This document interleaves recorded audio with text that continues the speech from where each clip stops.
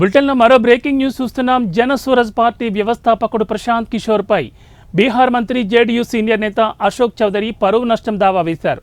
అశోక్ చౌదరిపై ప్రశాంత్ కిషోర్ తీవ్ర ఆరోపణలు చేసిన నేపథ్యంలో ఆయన ఈ దావా వేశారు. గత లోక్సభ ఎన్నికల సందర్భంగా తన కుమార్తె శాంభవికి ఎంపీ టికెట్ కోసం లోక్శక్తి అధ్యక్షుడు కేంద్ర మంత్రి చిరాగ్ పాస్వాన్కు లంచం ఇచ్చారని ప్రశాంత్ కిషోర్ ఆరోపించారు. ఈ ఆరోపణలపై తీవ్రంగా స్పందించిన అశోక్ చౌదరి తనపై అసభ్య ఆరోపణలు చేసి తన పరువుకు నష్టం కలిగించినందుకు దావా వేసినట్లు తెలిపారు.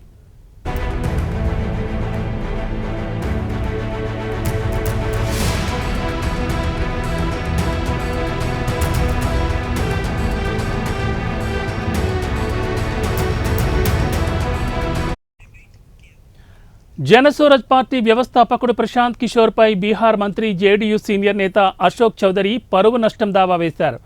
అశోక్ చౌదరిపై ప్రశాంత్ కిషోర్ తీవ్ర ఆరోపణలు చేసిన నేపథ్యంలో ఆయన ఈ దావా వేశారు.